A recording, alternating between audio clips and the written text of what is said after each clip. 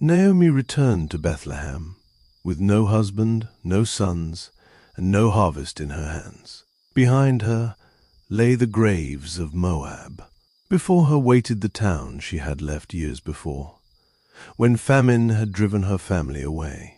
And beside her walked Ruth, a young widow from a foreign people, who had every reason to turn back and begin again somewhere else. But Ruth would not let go. On that quiet road, with sorrow behind them and Bethlehem ahead, one act of faithfulness began to turn emptiness toward fullness. This is the story of Ruth, a story of faithfulness. Let the world grow quiet around you. Let the day loosen its grip. Let your breathing slow.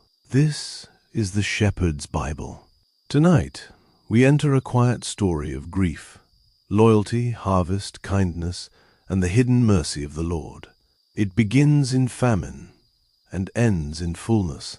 It begins with widows on a road and ends with a child in Naomi's arms. It moves through ordinary places, a dusty path, a barley field, a city gate, and a small house in Bethlehem. The book of Ruth is only 4 chapters long, yet it carries a deep and gentle river of grace. It does not shout, but it sings softly. It does not explain every sorrow, but it shows the Lord working through ordinary faithfulness. It does not remove grief from the story, but it lets grief be touched, slowly and tenderly, by covenant kindness. So settle now. Let your shoulders rest. Let your thoughts grow quiet, like the hills around Bethlehem at evening, when the day's work is done and the fields are still. And so we begin in the days when the judges judged, when there was a famine in the land.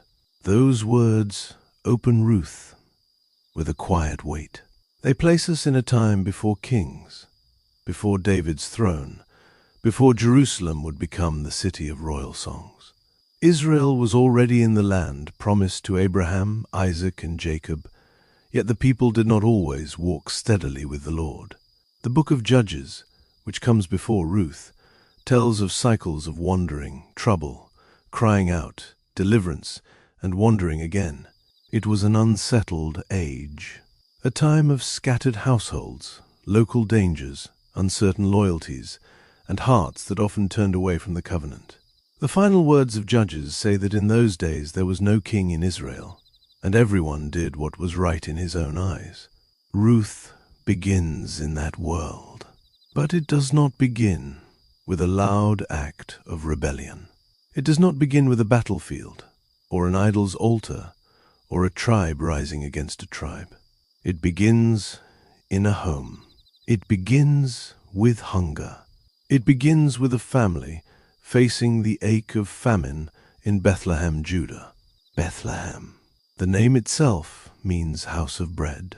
And yet, in the house of bread, there was no bread. The fields around the town, the fields that should have held grain, had failed.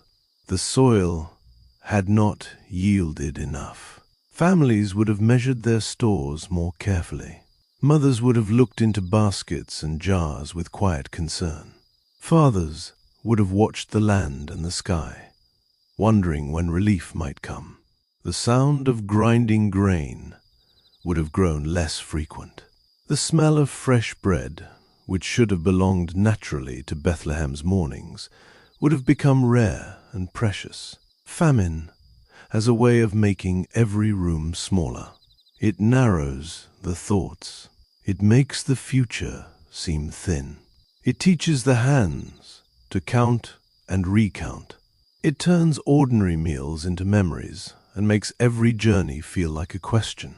In such a season, one man of Bethlehem, Judah, looked beyond his own town toward the country of Moab. His name was Elimelech. His wife's name was Naomi. Their sons were Mahlon and Chilion.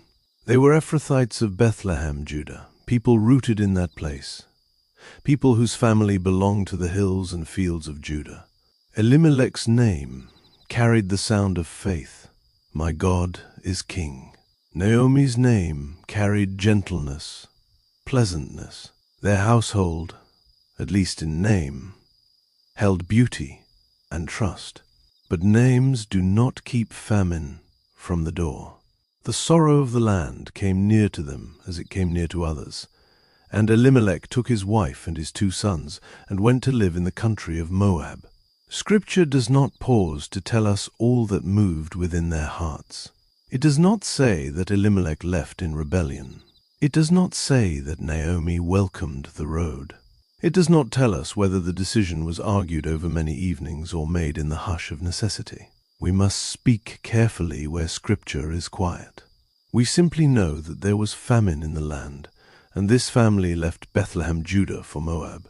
Moab lay across the Jordan, and beyond the Dead Sea, a land with its own people, its own memories, its own gods, and its own history with Israel. It was near enough to reach, yet far enough to feel like exile. The journey from Bethlehem to Moab would have carried them down through rugged country, along roads where dust rose around tired feet, past dry places, past hills and valleys, away from the familiar walls and voices of home. Perhaps Naomi looked back more than once.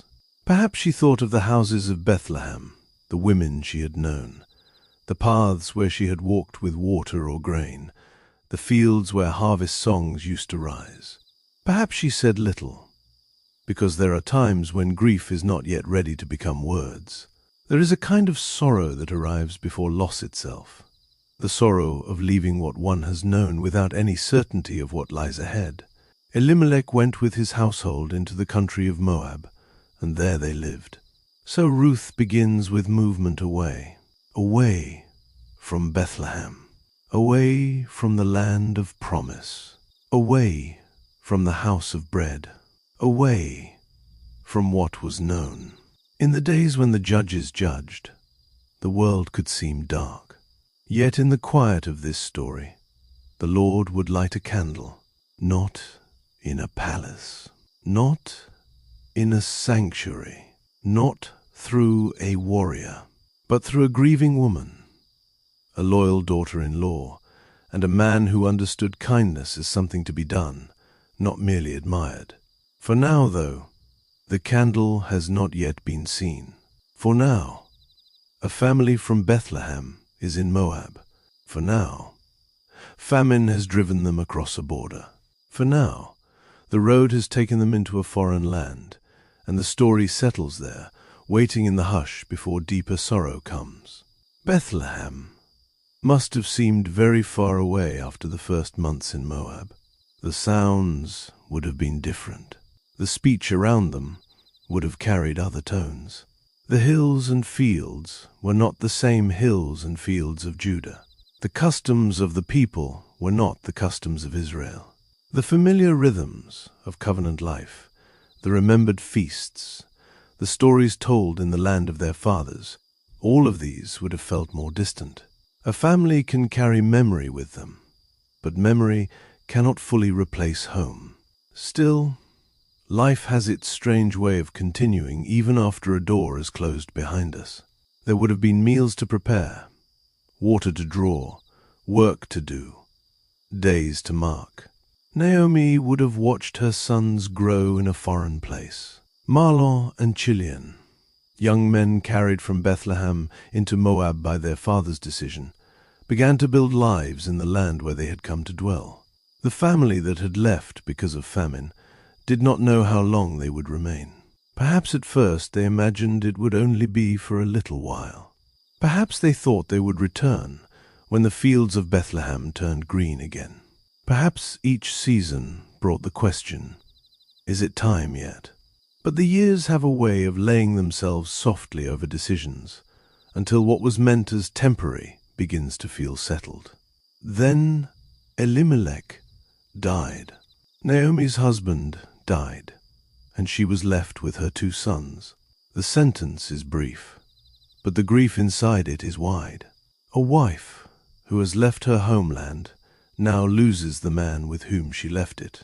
Whatever fears she had carried into Moab, whatever questions she had buried quietly within herself, Now she must face widowhood in a foreign land. The household that once had a father at its center is altered. The table feels different. The night feels longer. The names of the living are spoken around the silence of the dead. Naomi still had Mahlon and Chilion. Her sons remained with her, and in that there was comfort. They were the continuation of the house. They were memory walking. They were Elimelech's line, Naomi's hope, the living thread that kept the family from vanishing. In time, they took wives from the women of Moab. The name of one was Orpah, and the name of the other was Ruth. Here, the story brings two Moabite women quietly into the house of Naomi, Orpah and Ruth. They did not know, when they entered that household, what their names would come to mean in the long memory of Scripture. They were simply women of Moab who married sons of a family from Bethlehem. They would have learned Naomi's ways, heard the old stories of Israel perhaps in household speech, and shared ordinary days with her. They would have known something of her grief after Elimelech's death. They would have taken their places in the life that remained. The family lived there about 10 years. 10 years is a small phrase, but a long-lived reality. 10 years of mornings, evenings, tasks, seasons, weather, harvests, questions, memories. 10 years of Naomi living far from Bethlehem. 10 years of her sons married, and yet, as far as Ruth tells us, no children born to continue their names. 10 years in which hope may have risen and fallen quietly. 10 years in which the famine that had first driven the family away became part of a story no longer simple to undo. Then Mahlon and Chilion both died. The words fall softly, but they fall heavily.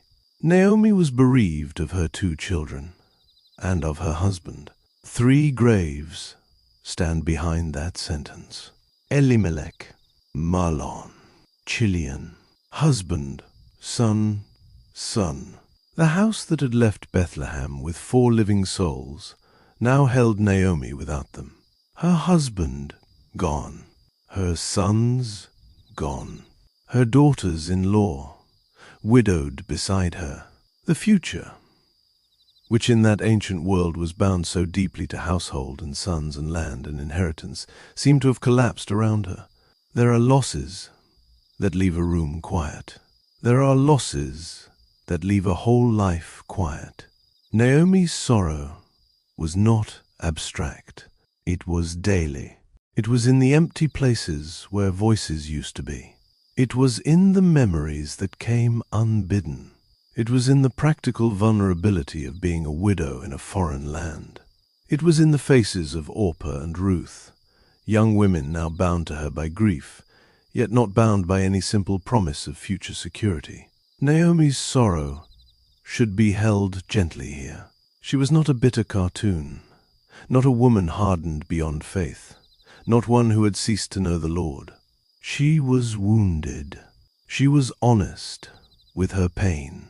She looked at her life and saw emptiness. She interpreted her suffering through the only language she knew, the language of the Almighty, the Lord who ruled even when she did not understand his ways. Her sorrow would become sharp on the road back to Bethlehem, but even then she would still speak the name of the Lord. Her grief did not erase her faith. It bruised it. It made it speak through tears. Orpah and Ruth also grieved. The story does not ask us to choose between them, as though one were tender and the other cold. Both had lost husbands. Both had known Naomi. Both began to walk with her when she left Moab. Orpah's later return was not wickedness. Ruth's continuing was extraordinary. We should hold both truths with compassion. For a time, the 3 widows remained together in Moab, bound by memory and bereavement. Then news came. Naomi heard in the country of Moab that the Lord had visited his people in giving them bread. The house of bread had bread again. Bethlehem, once emptied by famine, was being filled by the mercy of God. The fields of Judah were yielding. The Lord had visited his people. That word visited carries warmth. It does not mean the Lord had been absent in any simple way, for he is never absent from his creation. But it means he had turned toward his people in care. He had seen them. He had acted. He had given bread. Bread in Bethlehem. For Naomi, the news must have arrived like a distant bell in the evening. Not joy unmixed, for grief does not disappear at the sound of good news. Not simple relief, for she would return without the husband and sons who had left with her, but a possibility opened. A road became thinkable. The place she had left might receive her again. The town that knew her name might see her face once more. So Naomi arose. She arose with her daughters-in-law, that she might return from the country of Moab. The story that began with departure now begins to turn toward return. Before we follow Naomi onto the road, it is worth lingering a little in the quiet house she must have left behind. Moab had become a place of graves for her. It had also been a place of years. Life is rarely made of only one thing. Even a land of sorrow can hold memories of laughter, meals, small kindnesses, daily routines, and the ordinary touch of those who have loved us. Naomi did not leave Moab as a stranger who had never unpacked her heart there. She had buried her husband there. She had watched her sons marry there. She had come to know Orpah and Ruth there. She had spent about 10 years under that sky. To return to Bethlehem was not simply to go home. It was to leave another layer of life behind. Perhaps there were neighbors who watched the 3 women prepare. Perhaps there were last embraces. Perhaps some wondered what would become of Naomi, an Israelite widow returning to Judah with 2 Moabite daughters-in-law. Scripture does not tell us these details, and so we leave them soft and unnamed. What it does tell us is enough. Naomi went out of the place where she was, and her 2 daughters-in-law with her. They went on the way to return to the land of Judah. 3 widows on a road. The picture is simple, and it is tender. There is no wealth described, no caravan of abundance, no sons walking ahead to secure their passage, no husband's hand steadying Naomi as she takes the uneven path. Only Naomi, Orpah, and Ruth moving away from Moab toward Judah. The road itself becomes a place of decision. At first, Orpah and Ruth go with Naomi. Their movement shows affection. They are not eager to discard her. They do not vanish at the first hint of difficulty. They leave the place where they are and begin the journey with her. The story later shows Ruth clinging to Naomi. But before that, both daughters-in-law walk. Naomi sees them. She sees their youth, their widowhood, their uncertain future. She sees that if they remain with her, they are leaving their mother's houses, their people, their familiar world. She knows she has no sons to give them. She knows that in her own view, her life has become too empty to offer them rest. And so, from her grief, tenderness rises. Naomi says to her 2 daughters-in-law, "Go, return each of you to her mother's house. May the Lord deal kindly with you, as you have dealt with the dead and with me. May the Lord grant you that you may find rest, each of you in the house of her husband." Then she kisses them. The word kindly in Naomi's blessing is one of the deep words of this story. It speaks of loyal kindness, steadfast love, covenant-shaped mercy, the kind of goodness that stays. Naomi sees that Orpah and Ruth have dealt kindly with the dead and with her. They had been faithful wives to her sons. They had been faithful daughters-in-law to her. And now Naomi asks the Lord to deal kindly with them. Even in her bitterness, Naomi can bless. Even in her wound, she can desire rest for others. There is no small grace in that. Rest, in Naomi's mouth, is not laziness or escape. It is settledness, security, a household where they may be sheltered, honored, and no longer exposed to the sharp vulnerability of widowhood. Naomi does not want them to share her emptiness if they may yet be spared it. Her words are painful, but they are not selfish. She releases them because she loves them. They lift up their voices and weep. The road becomes wet with tears. They say to her, "No, but we will return with you to your people." At first, both resist the farewell. Both want to remain. But Naomi continues. She speaks with the hard clarity of one who sees no future in herself to offer. "Go back, my daughters," she says. "Why do you want to go with me? Do I still have sons in my womb, that they may be your husbands? Go back, my daughters, go your way, for I am too old to have a husband." Even if she could hope for a husband and sons, would they wait until those sons were grown? Would they refrain from marrying? "No, my daughters," she says, "for it grieves me seriously for your sakes, for the Lord's hand has gone out against me." This is Naomi's pain, speaking plainly. She believes the Lord's hand has gone out against her. She does not speak as one who has no God, but as one who feels crushed beneath the hand of God and cannot yet see mercy hidden in the shadow. To Naomi, the story looks finished. The names of Elimelech, Mahlon, and Chilion seem to be fading. The future of her house seems cut off. She is not angry in a shallow way. She is lamenting. The daughters-in-law lift up their voices and weep again. Orpah kisses her mother-in-law. Then Orpah returns.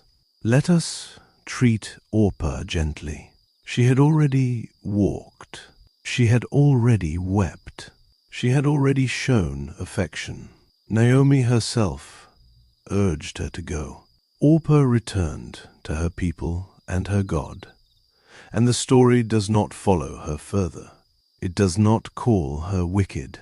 It simply leaves her at the edge of the road, fading back toward Moab, carrying grief of her own. But Ruth stayed with Naomi. Ruth clung to her. There is a firmness in that word. Ruth did not merely linger. She held fast. Something deeper than sentiment had taken root in her. The road did not drive her back. Naomi's arguments did not loosen her. Orpah's departure did not turn her. Ruth remained. Naomi, perhaps with tears still upon her face, says, "Behold, your sister-in-law has gone back to her people and to her God." Follow your sister-in-law. It is one last urging, one last opening for Ruth to choose the safer, more familiar way. But Ruth has already chosen. And now, on that road between Moab and Bethlehem, in one of the quietest and holiest speeches in Scripture, Ruth speaks words of loyalty that have carried their light through generations. Ruth says, "Don't urge me to leave you and to return from following you, for where you go, I will go, and where you stay, I will stay. Your people will be my people, and your God, my God. Where you die, I will die, and there I will be buried. May the Lord do so to me, and more also, if anything but death parts you and me." The road grows still around those words. This is not a speech of excitement. It is not the language of adventure. It is not a young woman chasing novelty or dreaming of ease. Ruth is choosing a widow. Ruth is choosing an uncertain future. Ruth is choosing the people of Israel, though she was born in Moab. Ruth is choosing the God of Naomi, the Lord, though the cost of that choice may be loneliness, poverty, and the lasting mark of being a foreigner. Where you go, I will go. Not only to Bethlehem, but into whatever life waits there. Where you stay, I will stay, not only for a visit, but as one who makes her dwelling with Naomi. Your people will be my people, not as an observer at the edge, but as one who enters a new belonging. Your God, my God. Not merely Naomi's household customs, not merely the land of Judah, but the Lord himself. Where you die, I will die, and there I will be buried. Ruth binds her future, her death, and even her burial to Naomi's people and Naomi's God. These words are covenant-like. They have the weight of oath and devotion. Ruth calls on the Lord in her vow, invoking his name as witness. She has come to the threshold where affection becomes allegiance. She will not be parted from Naomi, except by death. Naomi sees that Ruth is determined to go with her, and she stops urging her. Sometimes love must stop arguing and receive what grace has given. So the two women continue, Naomi and Ruth, an Israelite widow returning empty, and a Moabite widow clinging faithfully beside her. The road from Moab back to Bethlehem would not have been easy. It would have crossed rough places. It would have taken strength. The women would have moved through landscapes marked by sun and stone, by dust rising around their steps, by evenings when the sky softened and the air cooled. Perhaps Naomi walked slowly, her grief and age weighing on her. Perhaps Ruth adjusted her pace to Naomi's. Perhaps there were long stretches when they said little, because sorrow and loyalty can walk together without filling every hour with speech. The land of Judah drew nearer. Bethlehem lay ahead. The city Naomi had left in famine would soon see her again, but not as she had been. When she had gone out, she had gone with husband and sons. When she returned, Ruth was beside her, but Elimelech, Mahlon, and Chilion were not. Naomi would walk into familiar streets, carrying unfamiliar emptiness. Think of Bethlehem at the beginning of harvest. The fields near the town were beginning to shine with barley. The famine had passed. The Lord had given bread. People would have been at work again. Reapers would have been moving through the grain. Homes would have begun to smell again of meal and bread. The town that had once watched families leave under hunger now watched one of its daughters return under grief. When Naomi and Ruth came to Bethlehem, all the city was stirred. The women asked, "Is this Naomi?" The question carries surprise, recognition, sorrow, perhaps even shock. Years had passed. Grief had changed her face. The woman who left with a family returned without them. The Naomi they remembered, the pleasant one, had come home altered by the hard weather of loss. Naomi answers, "Don't call me Naomi. Call me Mara, for the Almighty has dealt very bitterly with me. I went out full, and the Lord has brought me home again empty. Why do you call me Naomi, since the Lord has testified against me, and the Almighty has afflicted me?" Naomi means pleasant. Mara means bitter. Naomi is not hiding her wound. She names it. She gives her grief a new name and asks the town to hear it. "Do not call me pleasant," she says in effect. "Call me bitter, for that is what my life has become. I went out full. I had a husband. I had sons. I had the shape of a future. The Lord has brought me home again, empty. It is a heart-breaking sentence. And even here, there is more in the scene than Naomi can see. She says she has come home empty, but Ruth is standing beside her. Naomi cannot yet feel the fullness that Ruth represents. She cannot yet know that this Moabite daughter-in-law will become the vessel of restoration to her house. She cannot yet know that the fields of Bethlehem will bring not only grain, but redemption. She cannot yet know that the child who will one day rest against her breast will be called a son born to Naomi. Grief often cannot see the whole story.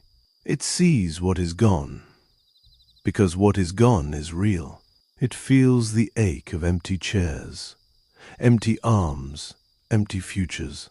We should not hurry Naomi past that ache. The book of Ruth does not rebuke her harshly. It lets her speak. It lets her lament. And then, quietly, it shows that God is already at work in the part of the story she cannot yet read. Naomi returned, and Ruth the Moabitess, her daughter-in-law, returned with her out of the country of Moab. They came to Bethlehem in the beginning of barley harvest. Those words are soft with promise. Beginning, barley, harvest. The story has moved from famine to grain, from Moab to Bethlehem, from loss toward a future not yet visible. The fields are ready. The season has turned. Naomi may feel empty, but the land is filling. Ruth may be a stranger, but she has come under the providence of God. And somewhere in Bethlehem, though Ruth does not yet know him, there is a man named Boaz. The words Ruth spoke on the road do not fade when the journey ends. Where you go, I will go. Where you stay, I will stay. They follow her into Bethlehem. It is one thing to vow loyalty on the road, with tears still fresh and the moment bright with decision. It is another to live it, in a town where one is a foreigner, in a household where there is little, among people who may know the old tensions between Israel and Moab, and in a daily life where food must be found. Ruth's loyalty becomes practical. That is one of the beautiful things about her faithfulness. It is not merely spoken. It gets up in the morning. It looks for work. It bends in the field. It carries grain home. It listens to Naomi. It waits. It returns again and again to the humble labor of love. The town of Bethlehem may have wondered about her. Ruth the Moabitess. The phrase follows her through the book, not to shame her, but to remind us of the wideness of God's kindness. She is not from Israel by birth. She has come from Moab. She has entered this story from beyond the expected line. Yet by faithfulness, by love, by refuge under the wings of the Lord, she becomes woven into the very line that leads to David. But at first, she is simply Ruth, a widow in need. Naomi has a relative of her husband's, a mighty man of wealth, of the family of Elimelech. His name is Boaz. The story gives us this before Ruth meets him, as if quietly placing a lamp in the next room. Naomi's family is not entirely without connection. There is a man of standing, a man of substance, a man related to Elimelech. His name will soon become a shelter in the story. But Ruth does not yet know how deeply his kindness will matter. She says to Naomi, "Let me now go to the field, and glean amongst the ears of grain after him in whose sight I find favor." Gleaning was humble work. In Israel, the law made room for the poor, the widow, the fatherless, and the foreigner. The corners and remains of the harvest were not to be gathered with greedy completeness. Those in need could follow after the reapers and collect what was left. It was not wealth. It was not ease. It was not a life without vulnerability.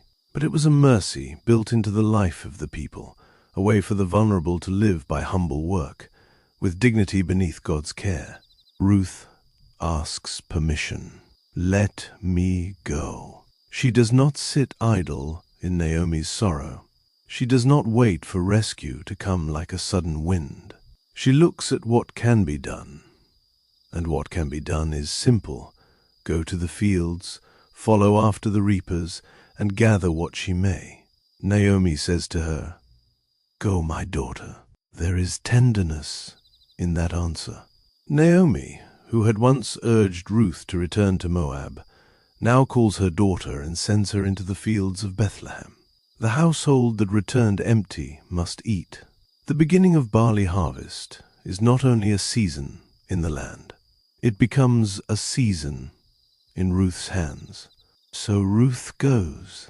Imagine the morning, the light lifting over Bethlehem, the hills pale at first, then warming, the fields holding the soft gold of barley, the air still cool before the heat of the day gathers, the sound of workers moving through grain, sickles flashing quietly, bundles forming, dust rising from feet, voices low and ordinary, the smell of earth, straw, and sun.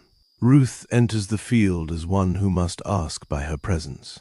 She is a foreign woman, a widow, someone without protection of husband or father in that place. She comes humbly, seeking favor. She follows after the reapers, gathering ears of grain from what remains. And the scripture says she happened to come to the portion of the field belonging to Boaz, who was of the family of Elimelech. She happened. Such a small word. In a human sense, Ruth may simply have walked to a field and begun to work. She may not have known whose field it was. She may have chosen by chance, by the road, by the sight of reapers already at labor. But in the story of Ruth, that happening carries the fragrance of providence. The Lord's hand is quiet here. No angel appears. No voice from heaven calls Ruth into the correct field. No prophet announces what is unfolding. Ruth simply goes to glean, and she happens to come to the field of Boaz. Providence often wears ordinary clothing. A road taken, a field entered, a kind person nearby, a word overheard, a season beginning, a heart prepared. The story does not ask us to force meaning into every detail of life, but it does invite us to see that God can guide through what looks from the ground like a humble happenstance. Ruth works. She bends and gathers, bends and gathers. Each small handful matters. Each stalk is a mercy. Each ear of grain is a little answer to hunger. The day stretches on, and with it, Ruth's faithfulness becomes visible, not in a grand speech, but in the patient rhythm of labor. Morning into midday, dust on her garments, sun on her back, a little rest, then work again. She does not yet know that Boaz will soon arrive. She does not yet know that her name has already become known in Bethlehem, not only as a Moabite, but as the woman who came back with Naomi. The vow on the road has entered the field. Where you go, I will go. Where you stay, I will stay. Your people will be my people. Your God, my God. Now the vow is gathering barley. While Ruth labors, Naomi remains in Bethlehem. The house is quiet.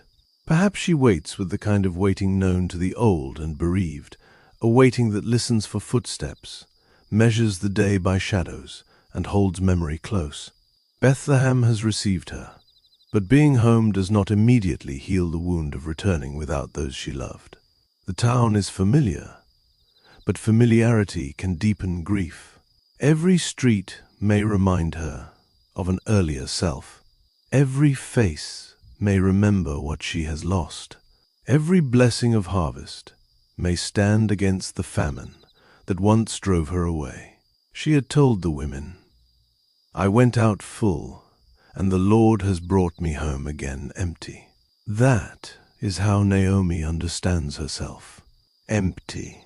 The word is sharp, but honest. Empty of husband. Empty of sons. Empty of the security she once had. Empty of the pleasantness her name once carried. And perhaps, in a way she cannot yet say, empty of expectation. But the story gently refuses to leave her emptiness untouched. Ruth is in the field. The barley is growing. Boaz is near. The Lord is not finished. The beautiful patience of Ruth is that it does not deny Naomi's grief. The story does not say, "Naomi, look, Ruth is with you, so stop speaking of emptiness." It lets Naomi speak from where she is. It lets Ruth stand beside her anyway. It allows sorrow and hidden mercy to occupy the same room. This is how many lives unfold. A person may be more held than they feel, more loved than they can receive, more surrounded by God's coming kindness than their present pain permits them to know. Naomi's words are not the final truth, but they are her present truth, and God, in mercy, will meet her there. The beginning of barley harvest matters deeply. In the agricultural life of Bethlehem, barley harvest came first, and wheat harvest followed. This means Naomi and Ruth arrive at the opening of a season of provision. The famine has ended. The town is at work. The poor may glean. The fields are not barren. The land that once sent Naomi away hungry now receives her at the edge of plenty. There is a sacred contrast in that. Bethlehem, once the house of bread without bread, is now again the house of bread. Naomi, once full and now empty, has come back at the time when empty baskets may be filled. Ruth, once a stranger in Moab to Israel's covenant promises, now walks under Bethlehem's morning light, entering the mercy woven into Israel's law. The Lord is restoring, but not all at once.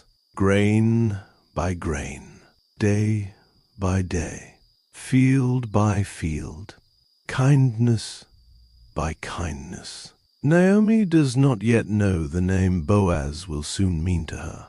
She does not yet know that the man in whose field Ruth gleans is a close relative, one of their near kinsmen. She does not yet know that her lament, "I went out full, and the Lord has brought me home empty," will one day be answered by women saying, "Blessed be the Lord, who has not left you today without a near kinsman." For now, she waits, and Ruth works. It is easy to overlook the humility of this middle space. We often want the story to leap from grief to redemption, from famine to birth, from emptiness to fullness in one bright turn. Ruth does not move that way. Ruth lets us dwell in the grain fields. It lets us feel the weight of ordinary work. It lets us watch hope return not as a sudden flood, but as dew gathering quietly on the grass before morning. There is holiness in that slowness. The Lord who parted the sea also governs the gleaning field. The Lord who gave manna in the wilderness also gives barley in Bethlehem. The Lord who spoke through prophets also works through a righteous man greeting his laborers with blessing. The quietness of Ruth is not weakness. It is a different kind of strength. It is the strength of steadfast love, of humble provision, of righteousness practiced in daily life. Naomi is home, but she has not yet come home in her heart. Her body has returned to Bethlehem. Her grief is still in Moab among the graves. Her future, unknown to her, is in the field with Ruth. Her restoration is not yet visible, but it is already moving toward her. In the beginning of barley harvest, the empty house waits, and out in the field, under the gentle providence of the Lord, Ruth gathers what will become the first sign of hope. The barley harvest began with light. Before the heat rose, before the full labor of the day pressed upon the fields, Bethlehem stirred in the cool of morning. Doors opened. Workers moved out. Tools were taken up. The reapers went toward the grain, and the fields, which had grown quietly through their season, now received the hands that would cut and gather. Harvest is a time of gladness, but also of work. The grain does not leap into the storehouse. It must be cut, bundled, carried, beaten out, winnowed, measured, and kept. The hands must labor. The body must bend. The sweat of the brow meets the gift of the field. In Bethlehem that season, after famine had once emptied the town, every sheaf would have carried thanksgiving. Ruth came among the reapers not as one of them exactly, but as a gleaner behind them. Gleaning was a humble place in the harvest, but it was also a place of mercy. The gleaner did not stand first in line. The gleaner followed. The gleaner received what remained. The gleaner learned patience, watchfulness, and gratitude for small things. A missed stalk, a fallen bundle, an edge of the field left uncut for the poor. What others might not notice became life to her. Ruth worked from the morning. The servant later tells Boaz that she came and continued even from the morning until now, except that she rested a little in the house. This is not the portrait of someone careless. Ruth is diligent. Her loyalty to Naomi has muscles and breath. It becomes visible in the hours of labor. The field would have had its own music. The cut of grain, the murmur of workers, the rustle of stalks, the call of one reaper to another, the sound of footsteps in dry soil, the occasional laughter that belongs to people at familiar work. For Ruth, those sounds may have felt both strange and comforting. She was new to Bethlehem, yet work has a language the body can understand. Bend, gather, carry, rest a little, begin again. Hunger can make one brave in a simple way, and love can make one persistent. The barley brushed against her hands. Dust clung to her garments. The sun rose higher, and still she gleaned. It is not difficult to imagine Naomi's thoughts during those hours. She had sent Ruth with the words, "Go, my daughter," but sending is not the same as being at rest. Naomi knew the vulnerability of Ruth's position. A young foreign widow in a field could be exposed to unkindness, insult, danger, or dismissal. Naomi could not walk ahead of her. She could not guarantee favor. She could only let Ruth go and wait. That waiting is its own labor. Sometimes the old must watch, the young carry burdens. They wish they could spare them. Sometimes those who grieve must depend upon those who have joined themselves to them in love. Naomi, once perhaps the center of her household, now depends on Ruth's courage in the field. But the Lord sees both women. He sees Naomi in the house, weary with grief. He sees Ruth in the field, bending low. He sees Boaz before Boaz enters the scene. The story is being woven on a loom too quiet for human ears. Then Boaz comes from Bethlehem. He enters not with display, but with blessing. He says to the reapers, "May the Lord be with you." They answer, "May the Lord bless you." This greeting tells us much. Boaz is a man whose ordinary speech includes the name of the Lord. He is not merely wealthy. He is not merely important. He is honorable in a way that touches the working life of his field. His workers answer him with blessing, which suggests a household of respect rather than fear. The field of Boaz is not perfect, because no human field is perfect, but there is a tone of covenant kindness there. The owner blesses the workers. The workers bless the owner. In a troubled age, this field sounds like a small sanctuary of righteousness. And Boaz notices Ruth. He says to his servant, who is set over the reapers, "Whose young lady is this?" He does not begin by approaching her carelessly. He asks.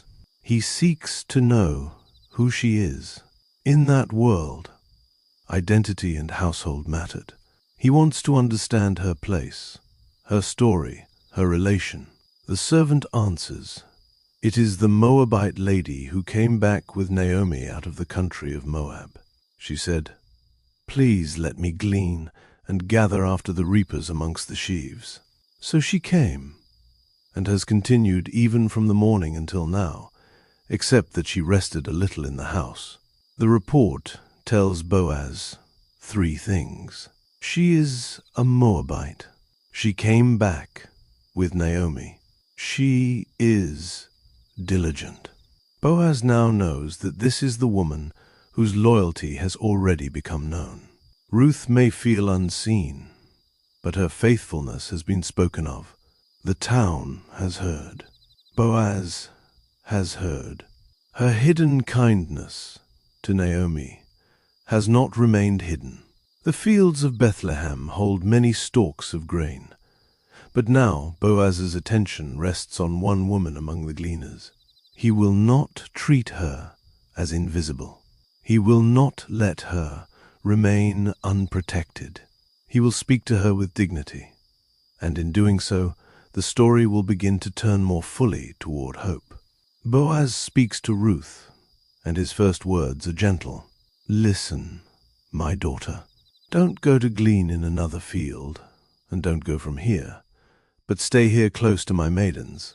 Let your eyes be on the field that they reap, and go after them. Haven't I commanded the young men not to touch you? When you are thirsty, go to the vessels and drink from that which the young men have drawn." Every part of this kindness matters. He calls her my daughter. It is not the speech of a man trying to diminish her, nor the speech of flirtation, nor the speech of careless power. It is protective, familial, honoring. He recognizes both her vulnerability and her dignity. He tells her not to go to another field, because in his field she will be safe. He tells her to stay near his maidens, because among the women workers she will have companionship and protection. He has commanded the young men not to touch her, making clear that her safety is not left to chance. And he gives her access to water drawn by his own workers. Water in a harvest field is no small gift. The sun rises, the throat dries, the body grows weary. To have water available means life, strength, relief. Ruth, the foreign widow who came to gather what remained, is invited to drink from vessels filled by others. She came expecting to glean after the reapers. She is now receiving protection and provision beyond what she asked. Ruth responds by falling on her face and bowing herself to the ground. She asks, "Why have I found favor in your sight, that you should take knowledge of me, since I am a foreigner?" This question is at the heart of her experience. Why have I found favor? She knows her place in the eyes of many. She is a foreigner, a Moabite woman. a widow, a gleaner. She has no right to expect the kindness Boaz has shown. She does not receive it casually. She is astonished by grace. There is a tenderness in her humility, not self-hatred, not theatrical lowliness. Simply the honest wonder of someone who knows she has been noticed kindly when she might have been ignored or mistreated. Boaz answers, "I have been told all about what you have done for your mother-in-law since the death of your husband, and how you have left your father, your mother, and the land of your birth, and have come to a people that you didn't know before. May the Lord repay your work, and a full reward be given to you from the Lord, the God of Israel, under whose wings you have come to take refuge." Boaz sees her story. He knows she has left father, mother, and land of birth. He knows she came to a people she did not know before. He knows that her loyalty to Naomi came at a cost. Ruth's faithfulness was not an invisible thing to him. It had been told. It had been weighed rightly. It had been honored. Then Boaz blesses her. "May the Lord repay your work. May a full reward be given from the Lord, the God of Israel, under whose wings you have come to take refuge." The image of wings is one of the softest and strongest images in Scripture. It speaks of shelter, nearness, warmth, and protection. A bird gathers its young beneath its wings. There they are hidden from the sharpness of the sky, covered from danger, drawn close to the body that guards them. Boaz sees Ruth as one who has come under the wings of the Lord. She has left Moab, yes. She has clung to Naomi, yes. She has entered Bethlehem as a foreigner, yes. But more deeply, she has come to take refuge in the God of Israel. Her vow on the road was not only a vow to Naomi, it was a turning toward the Lord. Your God, my God. Now Boaz names what that means. Under his wings. To hear such words in the field must have been a balm to Ruth. She had come with little. She had asked permission to glean. She had labored through the morning. Now the owner of the field speaks not only protection, but blessing. He interprets her story through the kindness of the Lord. He sees her not merely as Moabite, but as one seeking refuge under Israel's God. Ruth answers, "Let me find favor in your sight, my Lord, because you have comforted me, and because you have spoken kindly to your servant, though I am not as one of your servants. You have comforted me. You have spoken kindly." The phrase "spoken kindly" carries the sense of speaking to the heart. Boaz's words do more than inform. They comfort. They meet Ruth in the tender place where courage and loneliness have been walking together. She is not even one of his servants, yet he has treated her with a care that gives her strength. This is the field of Boaz, a field where workers are blessed, a field where a foreign widow is noticed, a field where protection is commanded, a field where water is shared, a field where kindness becomes a shelter. In the days when the judges judged, when much in Israel could be confused and dark, this field stands like a quiet candle. Here, righteousness is not loud. It is practical. It speaks gently. It makes room for the vulnerable. It honors loyalty. It blesses in the name of the Lord. And Ruth, who came to glean after the reapers, finds herself under kindness she did not expect. The barley moves in the wind. The workers continue. The day goes on. But for Ruth, the field has changed. She is still poor. She is still widowed. She is still a foreigner. But she is not unseen. She is under the wings of the Lord, and the first warmth of refuge has begun to settle around her. At mealtime, Boaz says to Ruth, "Come here and eat some bread, and dip your morsel in the vinegar." The invitation is simple, but it is full of dignity. Ruth is not left at the edge of the field while others eat. She is brought near. She sits beside the reapers. The workers pass her parched grain. She eats, is satisfied, and leaves some. There is a quiet beauty in that meal. Bread in Bethlehem. A widow from Moab, seated among the reapers. Food placed into her hands. Enough not only to satisfy her, but to leave some for Naomi. Ruth had come seeking fragments of grain. She receives a place at the meal. Her day begins with gleaning, but by midday she is eating bread offered by Boaz himself. The kindness is modest, not extravagant in appearance, yet to Ruth it is abundance. Sleepy stories of Scripture often find their rest not in great displays, but in such scenes as this: a meal, a field, a cup of water, a handful of parched grain, a woman satisfied. The Lord's providence often moves through nourishment.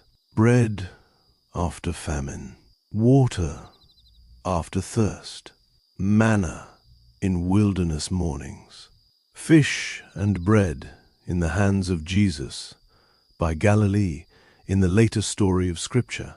Here in Ruth, provision comes in the middle of a working day through the generosity of Boaz. When Ruth rises to glean again, Boaz commands his young men, saying, "Let her glean even amongst the sheaves, and don't reproach her. Also pull out some for her from the bundles, and leave it. Let her glean, and don't rebuke her." Boaz's kindness becomes more than permission. It becomes intentional provision.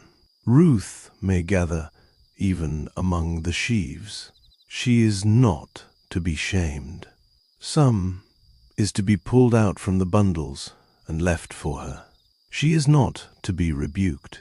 He preserves her dignity by allowing her to glean. He increases her portion by instructing his workers to leave more. He protects her spirit by forbidding reproach. This is wisdom in kindness. He does not make her a spectacle. He does not overwhelm her with public charity that might humiliate her. He simply makes the field generous around her. So Ruth gleans until evening, all day long, from morning through the brightness of afternoon and into the softer light of evening she works. The grain she gathers becomes a weight she can carry home. When the day's gleaning is done, she beats out what she has gathered, and it is about an ephah of barley. It is a large amount for a gleaner, a sign of remarkable provision, the fruit of Ruth's labor, Boaz's kindness, and the quiet providence of God. Picture Ruth at evening, the sun lowering over Bethlehem, the field settling after the day's work, the reapers finishing their tasks, the air cooling slightly, Ruth beating out the barley, separating grain from stalk, gathering the day's mercy into usable form. Her hands are tired. Her back perhaps aches. Dust clings to her, but before her is grain enough to carry home. She takes it up and goes into the city, to Naomi. The road back from the field may have felt different from the road out that morning. She had gone with uncertainty. She returns with barley. She had gone hoping to find favor in someone's sight. She returns having been seen and protected by Boaz. She had gone to glean, and she returns not only with grain, but with news. Naomi sees what Ruth has gleaned. Ruth also brings out and gives to Naomi what she had left after she had enough from the meal. This detail is tender. Ruth thought of Naomi even while eating. She did not consume everything because she had another at home. Loyalty remembers. Love saves a portion.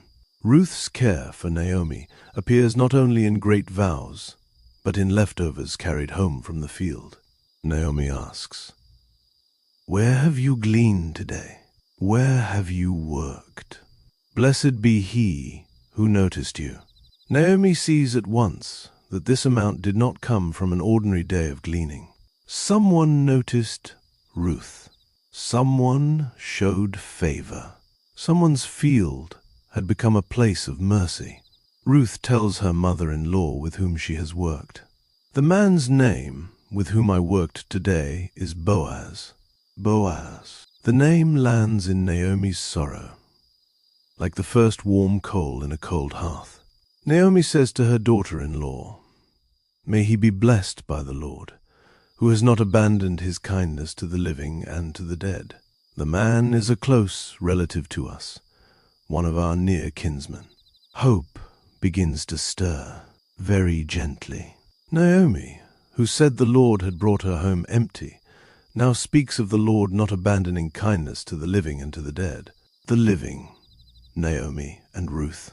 The dead, Elimelech, Mahlon, and Chilion, whose names and inheritance still matter. The kindness of God may yet touch both memory and future. Naomi does not become suddenly carefree. Her grief does not evaporate. But something has changed. The name Boaz awakens knowledge. He is not merely a kind landowner. He is family. He belongs to the circle of possible redemption. He is one of their near kinsmen.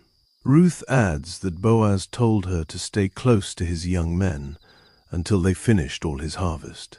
Naomi, with growing steadiness, says, "It is good, my daughter, that you go out with his maidens, and that they not harm you in any other field." Safety, provision, kinship, kindness. The first day in the field has brought all these things home with the barley.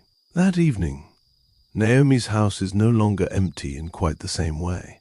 There is grain. There is news.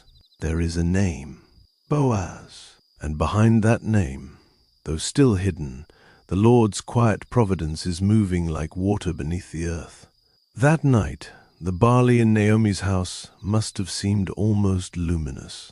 Grain has a quiet power in a hungry home. It is not only food, it is relief. It is tomorrow made possible. It is the body's strength stored in small, humble kernels. It is bread not yet made, but already promised. When Ruth brought home about an ephah of barley, she brought home more than the day's wage of mercy. She brought home the first visible sign that Naomi's emptiness was being answered. Naomi had spoken bitterly before the women of Bethlehem. Now she speaks blessing. May Boaz be blessed by the Lord. The shift is gentle but profound. The same mouth that said, "The Almighty has dealt very bitterly with me," now says, "The Lord has not abandoned his kindness to the living and to the dead." Sorrow and blessing are both in Naomi. Lament and hope live in the same heart for a while. This is often how healing begins, not by erasing grief, but by adding a new word beside it. Kindness. The Hebrew idea underneath this word is not thin politeness. It is loyal love, faithful kindness, mercy that keeps relationship, the kind of goodness that does not walk away when life becomes poor, complicated, or wounded. Ruth has shown this kindness to Naomi. Boaz has shown it to Ruth. And now Naomi begins to see that the Lord himself has not abandoned his kindness. This is the deep music of Ruth. Kindness answered by kindness. Ruth clings to Naomi. Boaz protects Ruth. Naomi blesses Boaz. The Lord works through them all. And so, in a small house in Bethlehem, an old widow and a young widow sit with grain enough for the evening. They are not rich. Their future is not yet secured. There are still questions ahead. But the first day has given them food, protection, and a path forward. Ruth can return to the field of Boaz. Naomi knows it is good that she do so. The harvest has opened a door. Think of how ordinary the next morning may have been. No trumpet, no public announcement, no sudden revelation. Ruth simply prepares again to go to the field. Naomi sends her again. The sun rises again over Bethlehem. The reapers return again to the barley. Boaz's field waits again. The daily rhythm resumes. This repetition is part of the peace of the story. Ruth stayed close to the maidens of Boaz, to glean to the end of barley harvest and wheat harvest, and she lived with her mother-in-law. There, in one sentence, the story covers many days. But for a sleep story, we may let those days breathe. Morning after morning, Ruth would rise. The light would come gently over the hills of Judah. The town of Bethlehem would stir from sleep. Naomi's house would hold the quiet sounds of preparation. Ruth would go out, perhaps with a mantle, perhaps with simple food, perhaps with a word from Naomi following her. Go, my daughter. The fields would change little by little. At first the barley harvest in its beginning brightness, the stalks standing ready, the workers moving through the grain. Then the cut sections widening, bundles gathered, edges gleaned, the air full of chaff and sunlight. Ruth keeping near the maidens, as Boaz had instructed. The young men respecting the command of their master. Water available when thirst came. Work continuing in a steady pattern. Ruth's hands learned the field. She learned where to walk. She learned the pace of the reapers. She learned the faces of the maidens. She learned when to rest briefly and when to press on. Her loyalty did not blaze for one day only. It endured through the season, and Boaz's kindness also endured. A lesser man might have shown generosity once and forgotten. Boaz's field remains a place where Ruth can safely return. His righteousness is not a single charming moment. It is consistent. He has ordered his household in such a way that protection continues even when he is not speaking directly. The workers know. Ruth is not to be harmed. Ruth is not to be shamed. Ruth is to glean. Naomi watches hope return grain by grain. At the end of each day, Ruth comes home. Some days perhaps with more, some with less, but always with the evidence of labor and the kindness of being allowed to work safely. Naomi sees the barley accumulate. She sees Ruth's face darkened by sun, her hands tired, her body worn but faithful. She sees the provision of Boaz's field extending over them like a shade tree in dry weather. And perhaps, in the quiet of evening, Naomi's memories begin to change their tone. Elimelech is still gone. Mahlon and Chilion are still gone. Moab is still a land of graves in her story. But Bethlehem is no longer only the place where people ask, "Is this Naomi?" It is becoming again the house of bread. Her home is no longer only an echo of emptiness. It holds Ruth's footsteps, Ruth's voice, Ruth's grain, Ruth's love. The barley harvest continues. Then the wheat harvest follows. The land moves from one kind of grain to another, from early harvest to later harvest, from one provision to the next. The color of the fields changes. The work changes slightly. The rhythms of the town adjust. But Ruth remains close. She does not wander to other fields seeking uncertain advantage. She stays where kindness has given shelter. This steadfastness is one of Ruth's quiet glories. She stays. She stayed with Naomi on the road. She stays in Naomi's house. She stays in Boaz's field. The story of Ruth is not built on restless seeking, but faithful remaining. She does not know how the story will end. She has no guarantee that Boaz will become Redeemer. She simply does the next faithful thing. There is rest in that for the listener tonight. You do not always need to see the whole road. Sometimes faithfulness is waking, going to the field set before you, gathering what grace leaves for the day, coming home and doing it again. The Lord can work through such days. He can fill them with unseen meaning.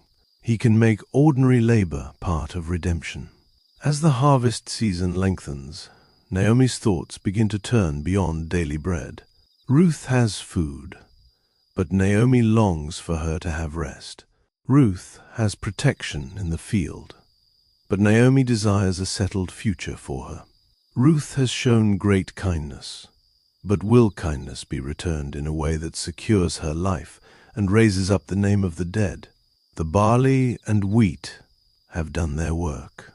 They have kept the women alive. They have revealed Boaz. They have stirred hope. Now Naomi, who once could offer Ruth nothing but release, begins to consider what may yet be done. Harvest days in Bethlehem carried a slow fullness. The fields that had once stood bright and tall gradually lowered beneath the hands of the reapers. What had waved in the wind became bundles.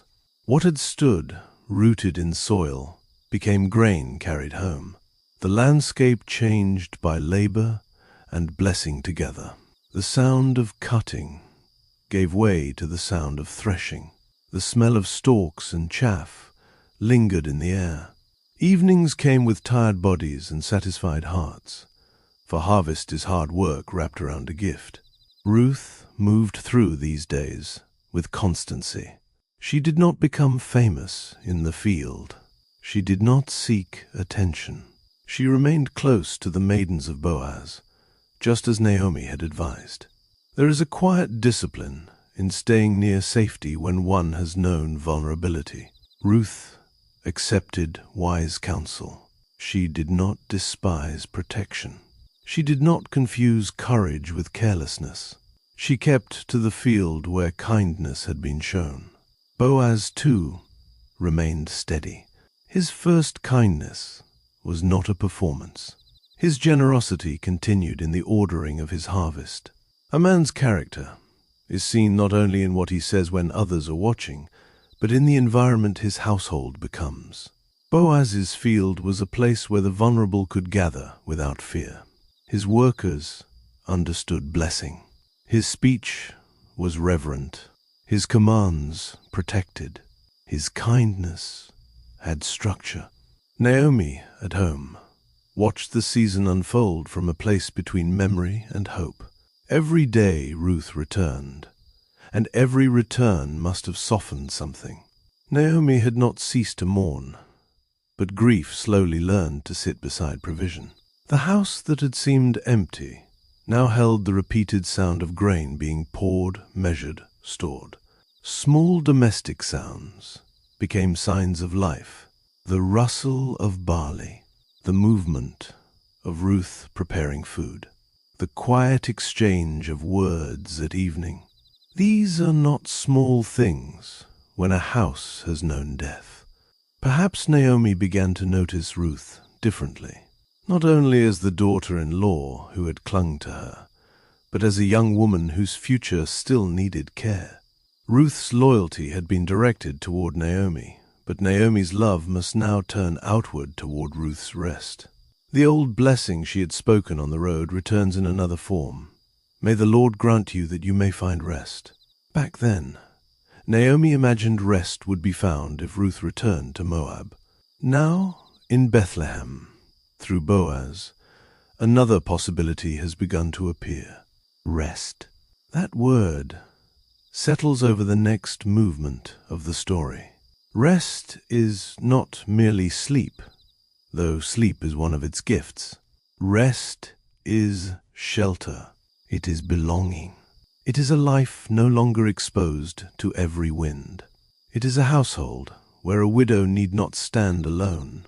It is future and protection and honor. Naomi, who once said she had nothing to give, now begins to seek rest for Ruth. The harvest days gave time for this hope to ripen. A sudden plan might have felt rash, but the repeated faithfulness of Boaz's field, the length of barley harvest and wheat harvest, the evidence of Ruth's virtue, the knowledge of Boaz's kinship, all these formed the quiet ground beneath Naomi's counsel. The book of Ruth gives no long inner monologue. It does not tell us exactly when Naomi's mind turned from daily gleaning to redemption. Perhaps the thought came the first night Ruth named Boaz. Perhaps it grew each time Ruth returned safely. Perhaps Naomi held it cautiously at first, unwilling to hope too much. Grief can be afraid of hope, because hope seems like another place where the heart could be wounded. But hope, even when timid, can grow. At first, it may be only a small warmth beneath ash, then a coal, then a small flame. Naomi has seen the Lord's kindness, not abandoned. She has seen Ruth protected. She has seen Boaz's generosity. She knows he is one of their near kinsmen. The law and customs of Israel held ways for a family line and inheritance to be preserved. A near kinsman could act as redeemer. Land could be redeemed. A widow's place could be restored. The name of the dead could be raised upon his inheritance. These customs may feel distant to us, but in Naomi's world they were not dry legal matters. They touched memory, honor, survival, land, and the continuation of a household. Elimelech's land matters. Mahlon's name matters. Ruth's future matters. Naomi's old age matters. Redemption in Ruth is not an idea floating above the earth. It has feet, fields, gates, grain, elders, and a child. It concerns the place where a family may stand and not be cut off. And so the harvest season comes toward its end. The barley has been gathered. The wheat has followed. Boaz will be winnowing barley at the threshing floor. The threshing floor was a place of work and separation, where grain was loosened from chaff, and the evening wind helped carry away what was light and useless. It was also a place of watchfulness, for harvested grain was precious. Men might sleep near the heaps to guard what had been gathered. Naomi knows this. She sees the moment. She speaks to Ruth. The quiet story now enters a night scene of great reverence. It is not a scene of seduction. It is not a scene of manipulation. It is a solemn appeal within the customs of that world, a request for covenant protection, redemption, and covering. Ruth will go humbly. Boaz will respond honorably. The Lord's providence will continue through righteousness, not through shame. Before the night at the threshing floor, there is this still room in Bethlehem. Naomi and Ruth together. The harvest behind them. The future still hidden. And Naomi, who once believed she could offer no rest, now says, "My daughter, shall I not seek rest for you? that it may be well with you." Those words show how far Naomi has come. On the road from Moab, Naomi's love released Ruth because she believed she had nothing. "Go back, my daughters," she had said. "May the Lord grant you rest." Now in Bethlehem, her love seeks Ruth's rest, not by sending her away, but by guiding her toward redemption. The old widow is no longer only naming bitterness. She is planning for goodness. She says, "Now isn't Boaz our kinsman, with whose maidens you were? Behold, he will be winnowing barley tonight on the threshing floor." The threshing floor was part of the harvest's closing labor. Grain was brought there to be separated from chaff. Often, it was set on an exposed place where the breeze could help carry the lighter chaff away. The work might continue into evening, when the wind was suitable and the heat of the day had softened. After eating and drinking, a man might lie down near the grain to guard it. Naomi gives Ruth instructions. "Wash yourself, anoint yourself, get dressed, and go down to the threshing floor, but don't make yourself known to the man until he has finished eating and drinking. It shall be, when he lies down, that you shall note the place where he is lying. Then you shall go in, uncover his feet, and lie down. Then he will tell you what to do." The instructions feel strange to modern ears, but in the world of Ruth, they form a solemn act of appeal. Ruth is not going to seize. She is going to ask. She is not going to expose Boaz to disgrace. She is going quietly, carefully, waiting until his work and meal are complete.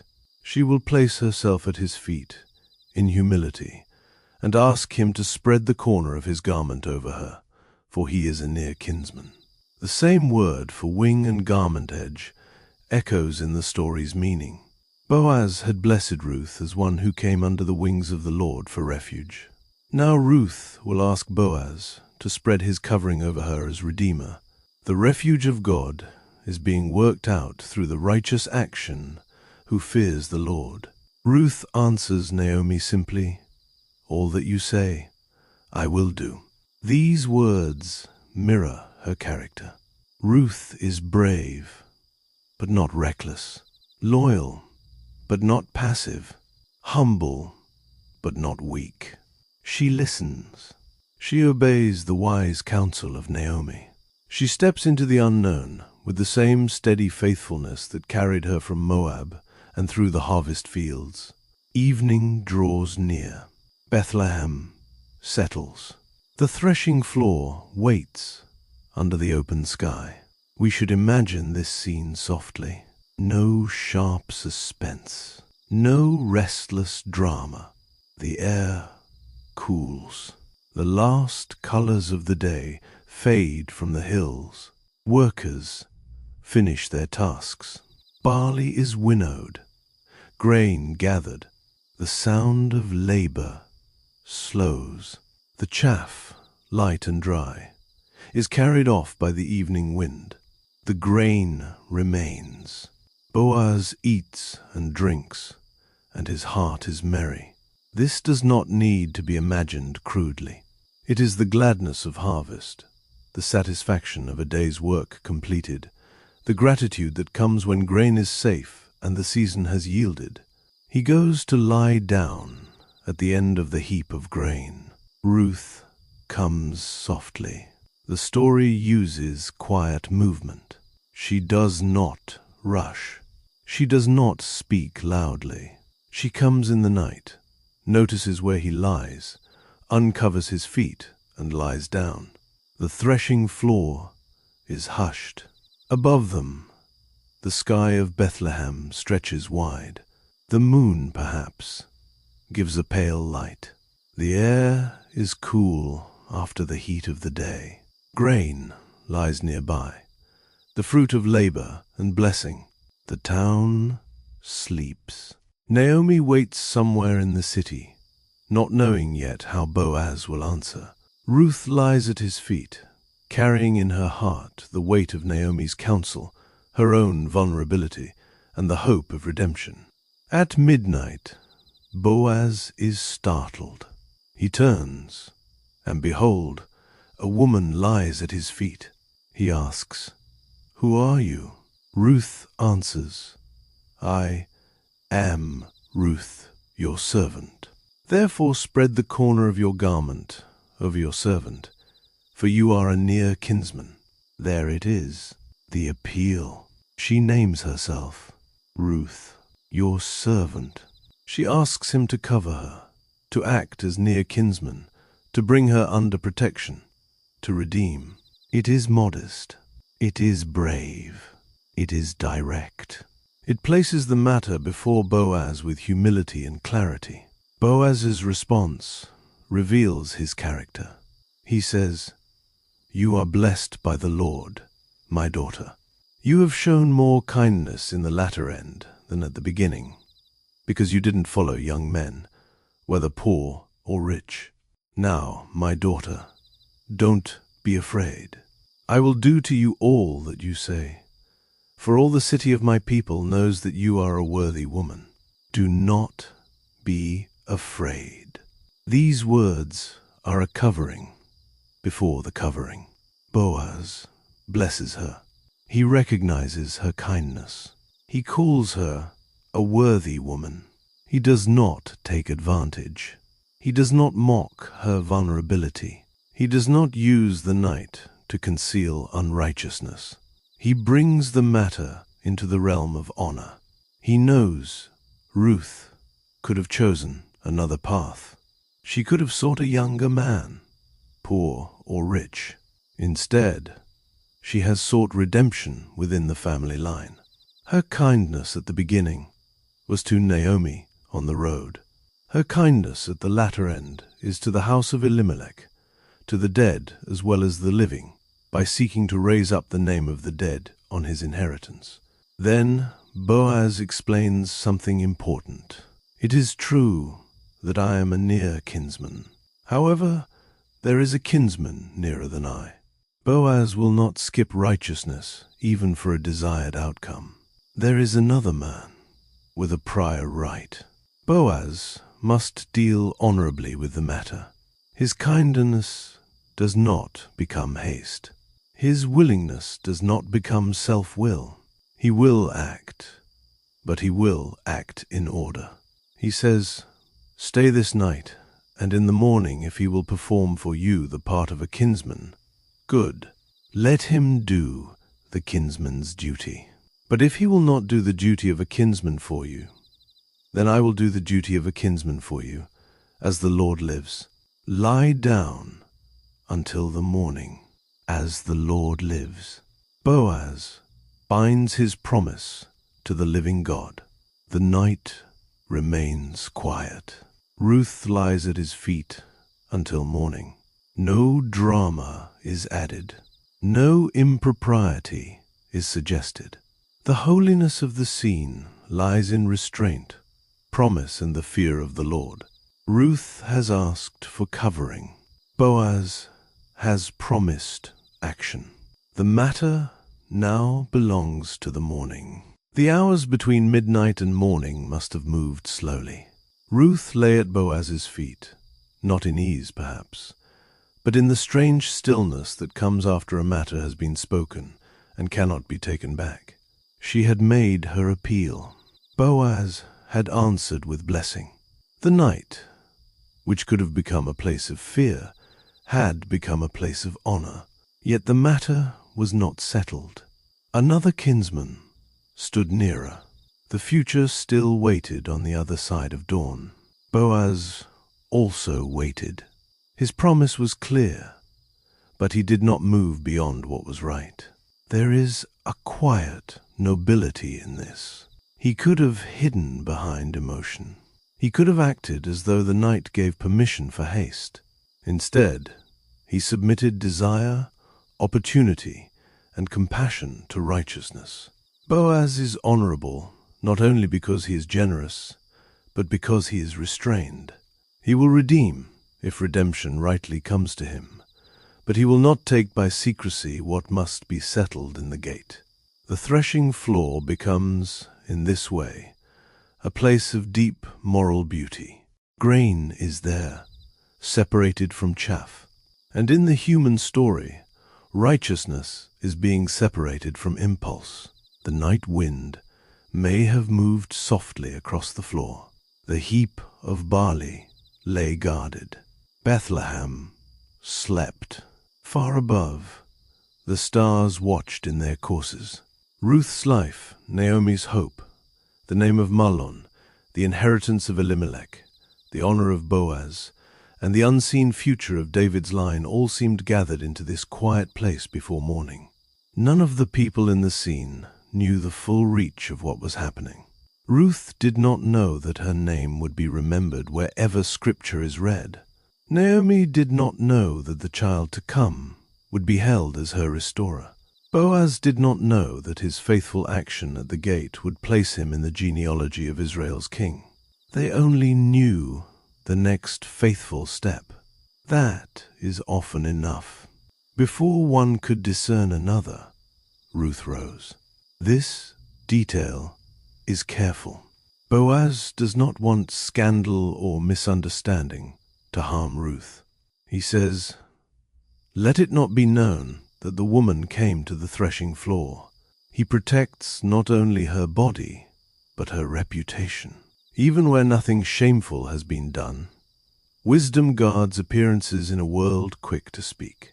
Boaz's care continues into the gray edges of dawn. Then he says, "Bring the mantle that is on you and hold it." Ruth holds it. Boaz measures 6 measures of barley and lays it on her. This gift is heavy with meaning. It is practical provision, grain for Naomi's house. It is also a message. Ruth will not return empty. The woman who came on Naomi's behalf will carry back grain from Boaz, a sign that he has heard, that he intends to act. That kindness continues. Boaz says she must not go empty to her mother-in-law. Empty. The word returns us to Naomi's lament. "I went out full, and the Lord has brought me home again empty." Now Ruth returns before dawn with 6 measures of barley, because Boaz will not let her go empty to Naomi. The story quietly begins to answer Naomi's own words. The emptiness is being filled, not yet with a child, not yet with legal redemption, but with grain and promise. Ruth goes back to Naomi. Imagine her walking through the early dimness, the town not yet fully awake, the light not yet strong enough for faces to be easily recognized, the barley heavy in her mantle, her thoughts perhaps full of Boaz's words, "Don't be afraid. I will do to you all that you say. There is a kinsman nearer than I. If he will not do the duty of a kinsman, then I will." She comes to her mother-in-law. Naomi asks, "How did it go, my daughter?" The question carries all the weighting of the night. Naomi has not slept easily, perhaps. Her counsel sent Ruth into a moment of great vulnerability. Now she must hear what happened. Ruth tells her all that the man had done for her. She says, "He gave me these 6 measures of barley, for he said, 'Don't go empty to your mother-in-law.'" Naomi hears. Grain is in the house again. Promise is in the house again. The word empty has been touched by kindness again. Naomi says, "Wait, my daughter, until you know what will happen, for the man will not rest until he has settled this today." The man will not rest. Boaz had given Ruth and Naomi grain, but Naomi knows his character well enough now to understand that he will not delay. He is not a man of soft words and idle intention. He will go to the gate. He will settle the matter according to what is right. He will not leave Ruth suspended in uncertainty. He will not leave Naomi's hope wandering. He will act. Now the story enters a different kind of waiting. Not the long waiting of grief, not the uncertain waiting of harvest. A short waiting, perhaps only hours, but full of meaning. Naomi and Ruth must remain in the house while Boaz goes to the gate. The women cannot force the matter. Ruth has done what Naomi told her. Boaz has promised. The nearer kinsman must be asked. The elders must witness. The law and custom of Israel must be honored. The waiting is calm, but not empty. It is the waiting of faith after obedience. The barley rests in the house. Naomi and Ruth wait. Boaz goes into the city, and the morning light rises over Bethlehem, over the fields, over the gate, over the place where redemption will be spoken in public. Boaz goes up to the gate and sits down there. In the ancient town, the gate was more than an entrance. It was a place of meeting, judgment, transaction, witness, and public life. Elders sat there. Matters were settled there. Words spoken at the gate carried weight because they were heard in the presence of the community. What had been whispered in the night at the threshing floor must now be established in the daylight at the gate. Boaz does not delay. Naomi was right. The man will not rest until he has settled the matter that day. He sits down, and behold, the near kinsman of whom Boaz spoke comes by. The story uses that quiet word of providence. Behold, he comes by. Boaz does not need to chase him through the countryside. The man appears. The timing is ready. The matter can be addressed. Boaz says, "Come over here, friend, and sit down." The man comes and sits. Boaz then takes 10 men of the elders of the city and says, "Sit down here." They sit. The scene is orderly, public, measured. Boaz gathers witnesses, not because he doubts his own desire, but because redemption must be established rightly. The integrity of the process matters. Ruth's future and Naomi's household will not rest on a hidden promise alone. They will be secured before elders and people. Boaz explains the matter first in relation to Naomi's land. Naomi, who has come back out of the country of Moab, is selling the parcel of land which was their brother Elimelech's. Boaz tells the nearer kinsman that he thought to inform him, saying, "Buy it before those who sit here, and before the elders of my people. If you will redeem it, redeem it. But if you will not redeem it, tell me, that I may know. For there is no one to redeem it besides you, and I am after you." The nearer kinsman says, "I will redeem it." At first, the matter seems simple. Land belonging to Elimelech can be redeemed. The near relative is willing. Perhaps it appears beneficial. A parcel of land may strengthen his own inheritance. It is a duty, but also an opportunity. Then Boaz adds the fuller obligation. On the day you buy the field from the hand of Naomi, you must buy it also from Ruth the Moabitess, the wife of the dead, to raise up the name of the dead on his inheritance. Now the matter changes. This is not land alone. Ruth is included. The obligation concerns the dead man's name and inheritance. The Redeemer must be willing not merely to acquire property, but to act for another household, to raise up the name of the dead, to take responsibility in a way that may complicate his own inheritance. The nearer kinsman refuses. He says, "I can't redeem it for myself, lest I endanger my own inheritance. Take my right of redemption for yourself, for I can't redeem it." We should not make him a villain. The text does not paint him as cruel. He is unwilling or unable to carry the cost.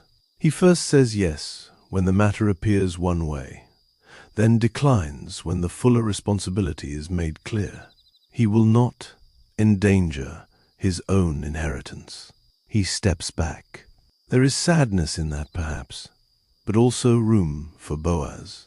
Redemption often requires more than interest. It requires cost. Boaz is willing. The story then explains the custom in former time in Israel concerning redeeming and exchanging. To confirm all things, a man took off his sandal and gave it to his neighbor. This was the way of formalizing transactions in Israel. The sandal custom may feel distant, but its meaning is simple. It is a public sign. The right has been transferred. The matter is confirmed. In a world where land, household, and walking possession were bound together, the sandal becomes a symbol that all can see. The nearer kinsman says to Boaz, "Buy it for yourself." Then he takes off his sandal. The act is done. The witnesses have seen. The right of redemption passes to Boaz. Somewhere nearby, perhaps not at the gate itself, Naomi and Ruth wait. They do not yet hear the words, but their future is being shaped by them. The gate of Bethlehem, ordinary place of town business, becomes the place where the loyalty of Ruth, the grief of Naomi, and the righteousness of Boaz meet in public redemption. Boaz stands in the open dignity of the moment. He will speak now, not in secret, not at midnight, but before elders and all the people. He will name what he is taking upon himself. He will redeem. Boaz says to the elders and to all the people, "You are witnesses today that I have bought all that was Elimelech's, and all that was Chilion's and Mahlon's, from the hand of Naomi. Moreover, Ruth the Moabitess, the wife of Mahlon, I have purchased to be my wife, to raise up the name of the dead on his inheritance, that the name of the dead may not be cut off from amongst his brothers and from the gate of his place. You are witnesses today. The words are clear. Elimelech is named. Chilion is named. Mahlon is named. Naomi is named. Ruth is named. The dead are not forgotten in the redemption of the living. The past is not erased so the future can begin. Rather, the future is built with honor toward what has been lost. Boaz redeems the land and takes Ruth to be his wife, so that the name of the dead may not be cut off. In this act, he protects memory, inheritance, and life. Ruth is called Ruth the Moabitess, the wife of Mahlon. The story remembers where she came from and whom she had lost. Boaz does not hide her foreignness. He does not erase her widowhood. He brings her fully, truthfully, into public honor. The woman who bent low to glean in his field now stands, in the words of his declaration, at the center of redemption. The elders and all the people at the gate answer, "We are witnesses." The community receives the act. Then they bless. "May the Lord make the woman who has come into your house like Rachel and like Leah, which both built the house of Israel, and treat you worthily in Ephrathah, and be famous in Bethlehem. Let your house be like the house of Perez, whom Tamar bore to Judah, of the offspring which the Lord will give you by this young woman." The blessing is rich. Rachel and Leah, the mothers associated with the building of Israel's house, are invoked over Ruth. Ruth the Moabitess is blessed in the language of Israel's matriarchs. The people pray that she will become fruitful, that Boaz will be worthy in Ephrathah and famous in Bethlehem, that his house will be like the house of Perez, through whom the line of Judah continued. This is not a cold transaction. It becomes communal blessing. The gate, where legal matters are settled, becomes a place of hope, spoken aloud. The elders and people do not merely permit Boaz's redemption. They bless it in the name of the Lord. They welcome Ruth into the future of the house. The outsider is brought inside. The widow is honored. Naomi's dead are remembered. Boaz's righteousness is witnessed. Bethlehem, which once asked, "Is this Naomi?" now speaks blessing over the house that will restore her. The scene is peaceful, but full of restored dignity. No one is shouting for conquest. No one is seizing power. There is no sword in this redemption. There is a sandal, witnesses, lawful speech, blessing, and a man willing to carry responsibility. Ruth's life is changed not by spectacle, but by honor done in public. In the story of Scripture, redemption often has both tenderness and cost. Here, the cost is borne quietly. Boaz takes up the duty another would not carry. He receives Ruth not as a burden merely, but as a worthy woman whose kindness has been known by all the city of his people. He steps into the role of redeemer with reverence. Perhaps word travels quickly. Perhaps someone carries the news toward Naomi's house. Perhaps Ruth hears first from Boaz himself. Scripture does not describe the moment when Ruth and Naomi learn that the matter has been settled. It simply moves from the gate to the marriage. But we may feel, without inventing speech, the relief that must have fallen over them.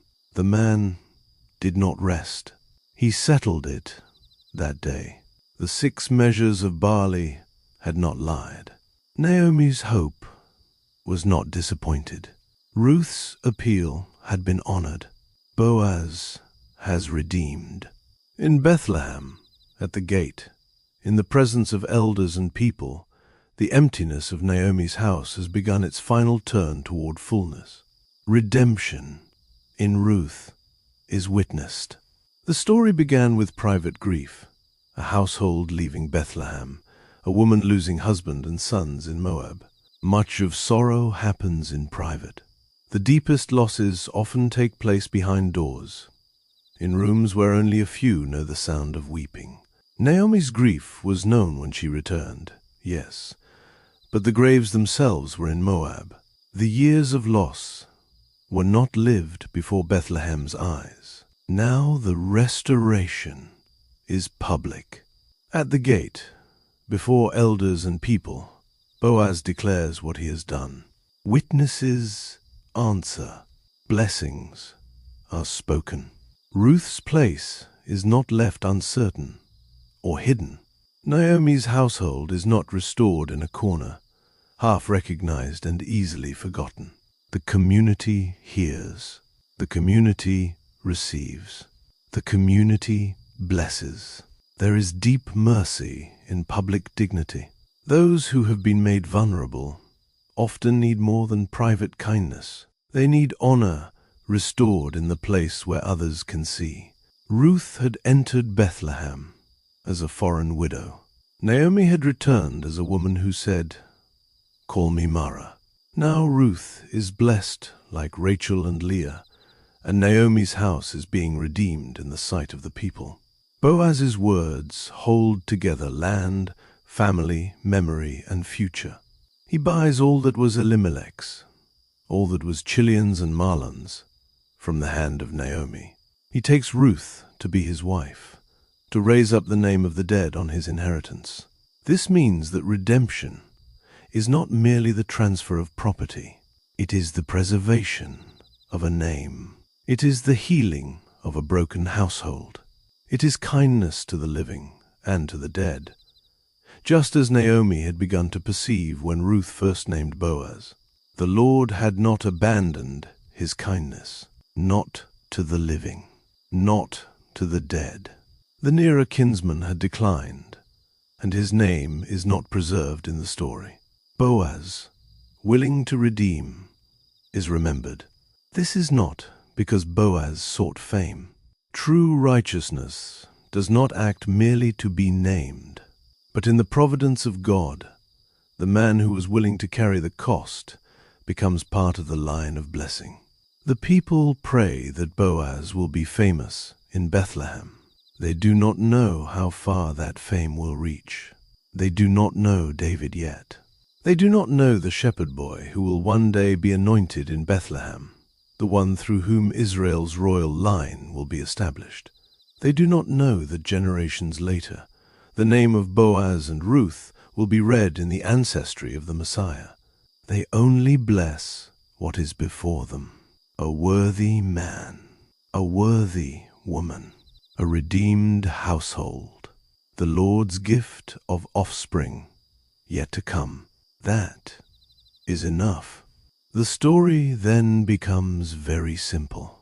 So Boaz took Ruth, and she became his wife. The narration is restrained. It does not dwell on intimacy. It does not make romance the center. Ruth's marriage to Boaz is part of redemption, rest, and the continuation of the household. Scripture keeps the moment modest, dignified, and clear. The Lord enables her to conceive, and she bears a son. Here the Lord is named directly in the gift of life. Through all the earlier chapters, God's work has been mostly quiet, hidden in timing, kindness, and circumstance. Now the text tells us plainly, the Lord enabled her to conceive. The child is not merely the result of human arrangement. He is gift. He is answer. He is the turning of emptiness into fullness. Ruth bears a son. A son. The ache of Naomi's lost sons does not vanish. No new child erases those graves, but in God's mercy, life rises in the place where the family line seemed cut off. Ruth, who had no child in the years of marriage to Mahlon in Moab, now conceives by the Lord's enabling and bears a son in Bethlehem. The women of the town speak again. At Naomi's return, they had asked, "Is this Naomi?" Now they bless the Lord. Blessed be the Lord, who has not left you today without a near kinsman. Let his name be famous in Israel. He shall be to you a restorer of life, and sustain you in your old age. For your daughter-in-law, who loves you, who is better to you than 7 sons, has given birth to him. These words are the emotional crown of the story. Naomi, who said the Lord had brought her home empty, is told that the Lord has not left her without a near kinsman. The child will be a restorer of life. He will sustain her in old age. Ruth, the daughter-in-law who loves her, is better to her than 7 sons. Better than 7 sons. In that world where sons were security, inheritance, name, and strength, this is an extraordinary honor spoken over Ruth. The Moabite widow who clung to Naomi is praised as surpassing fullness. Her love has become the vessel of Naomi's restoration. Naomi takes the child and lays him in her bosom. She becomes nurse to him. The woman who returned empty now holds a child close to her heart. Let this scene breathe. Naomi's arms, once emptied by death, now cradle life. Her name, pleasant, once rejected in bitterness, is touched again by sweetness. Her old age, once threatened by loneliness, now has a restorer. The house that knew grief now hears the sounds of an infant. Ruth is no longer a stranger in the gate. She is wife, mother, beloved daughter-in-law, honored among the women of Bethlehem.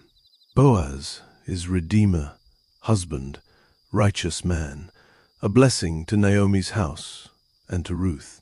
The Lord's providence, quiet through the whole story, rests visibly in the child. Naomi holds him. Perhaps her fingers trace the softness of his face. Perhaps her tears come again, but now mingled with wonder. Perhaps memory and gratitude meet in her like two streams. The dead are still loved. The past is still real. But life has come. Restoration has entered the room in the form of a child breathing against her. This is how Ruth answers famine, with harvest. This is how Ruth answers exile, with return. This is how Ruth answers emptiness, with a son in Naomi's arms. The neighbors give the child a name, saying, "A son is born to Naomi." They name him Obed.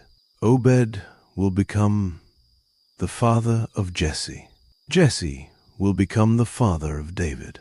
But before the line moves forward, let us remain with the phrase, "A son is born to Naomi." Strictly, the child is born to Ruth. She is his mother. Boaz is his father. Yet the women say a son is born to Naomi because this child restores Naomi's house. He lifts her old age from desolation. He carries the family future that seemed lost when Mahlon and Chilion died. In him, Naomi's story is not ended by graves in Moab. A son is born to Naomi. The town that once saw her grief now sees her restoration. The women who once heard her say, "Call me Mara," now help name the child who brings sweetness back into her life. Their voices have changed from astonishment to blessing. Bethlehem has watched the arc of Naomi's return, from empty-handed widow to mother-in-law of Ruth the gleaner, to woman holding the child who will restore her life. Obed's name means servant or worshipper. The child's life begins quietly, as all infant lives do. He does not arrive with a crown. He does not speak prophecy from the cradle. He simply rests, feeds, breathes, grows. Yet in him, the story's ending opens into a future far beyond his infancy. The line of Perez runs to Boaz, Boaz to Obed, Obed to Jesse, Jesse to David. God's providence is astonishing in its quietness. A famine leads to Moab. Moab becomes the place where Ruth enters Naomi's household. Loss leads Naomi home. Ruth's loyalty brings her to Bethlehem. Gleaning brings Ruth to Boaz's field. Boaz's kindness reveals him as kinsman. Naomi's counsel leads Ruth to the threshing floor. Boaz's righteousness leads him to the gate. Redemption leads to marriage.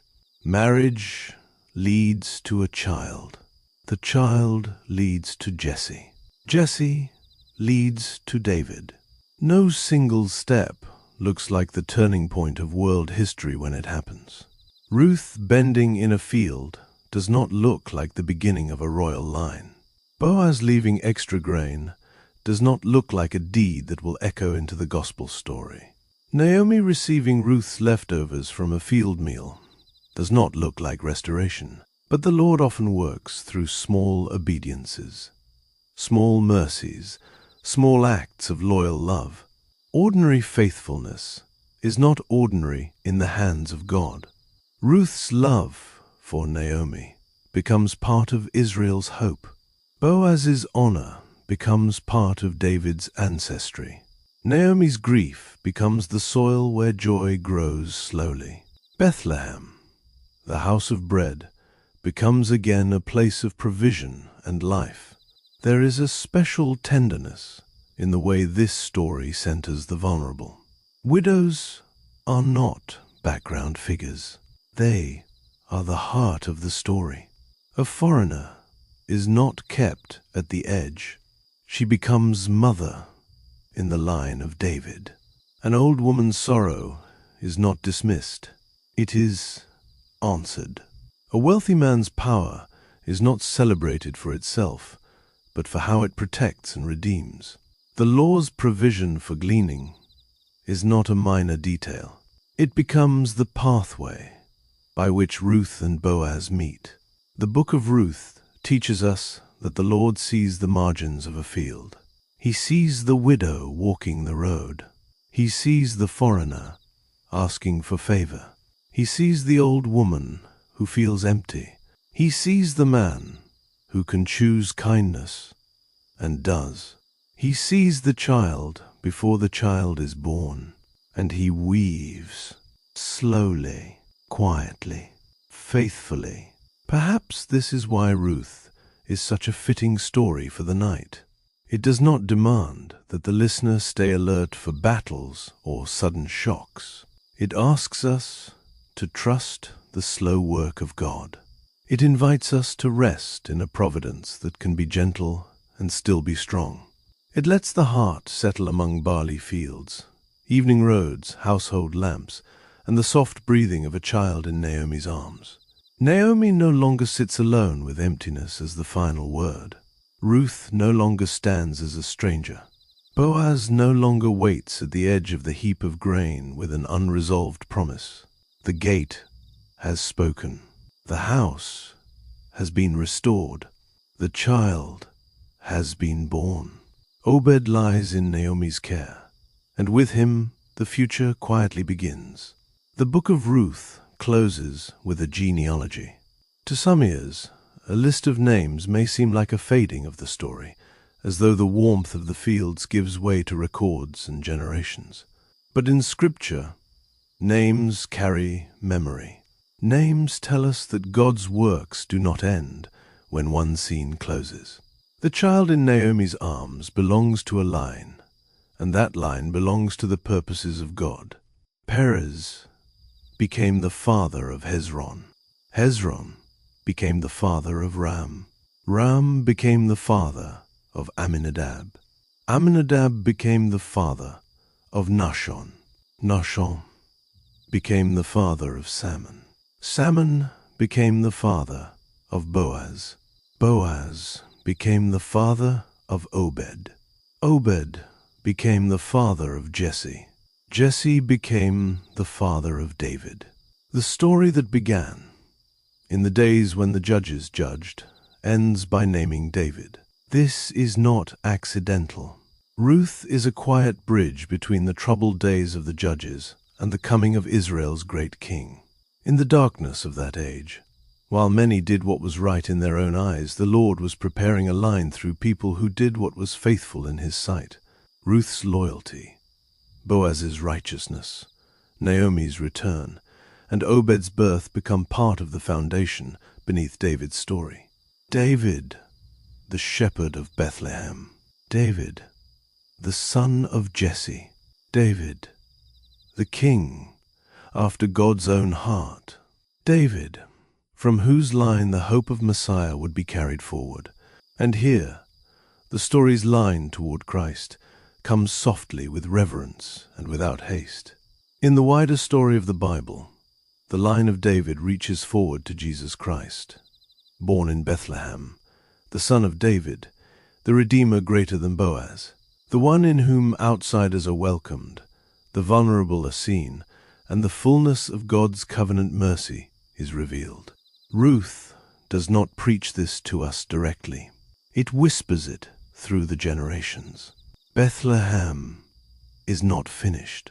The house of bread will one day hold the bread of life.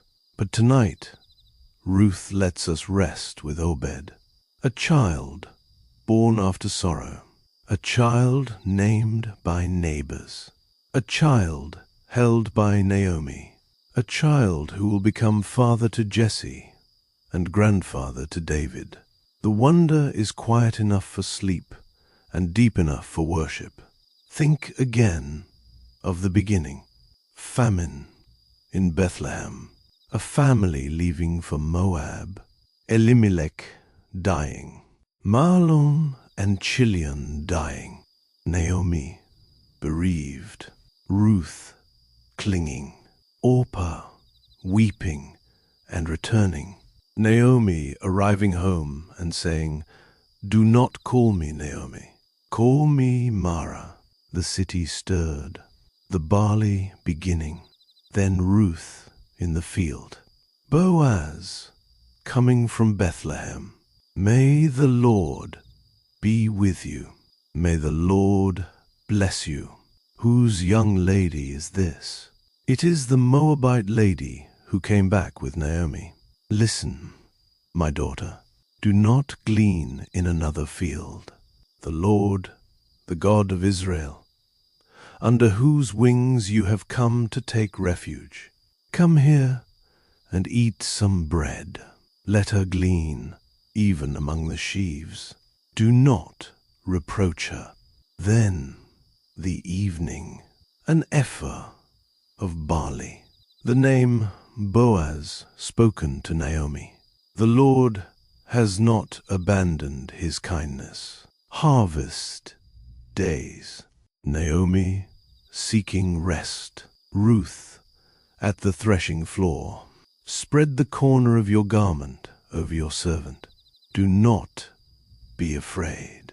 I will do to you all that you say. There is a kinsman nearer than I. 6 measures of barley. Do not go empty to your mother-in-law. Wait, my daughter. The man will not rest. Then the gate, the elders, the nearer kinsman, the sandal, the witnesses, the blessing. Rachel and Leah, Perez, Bethlehem. Boaz took Ruth. The Lord enabled her to conceive a son. Naomi's bosom, Obed, Jesse, David, all of it flows together now like a slow river under moonlight. The book of Ruth is not long, but it is full of grief, full of loyalty, full of bread, full of kindness, full of waiting, full of redemption, full of names that matter, full of the Lord's quiet work. And perhaps, as the night deepens around you, that is the gift this story offers, the assurance that God does not need noise to be near. He can work in fields. He can work in kitchens. He can work through wise counsel, honest labor, patient waiting, and a kindness that refuses to let go. He can take the road of sorrow and make it the road of return. He can receive the stranger and make her family. He can take the word empty and answer it with a child held close. Now the fields of Bethlehem grow quiet. The harvest has been gathered. The gate has fallen still. The threshing floor is empty beneath the night sky. The roads that once carried Naomi away and back again lie pale in the moonlight. Moab is behind the story now, but not forgotten. The graves are not forgotten. Elimelech, Mahlon, and Chilion are not forgotten. Ruth does not teach us that redemption erases loss. It teaches us that the Lord can bring life where loss seemed to have the last word.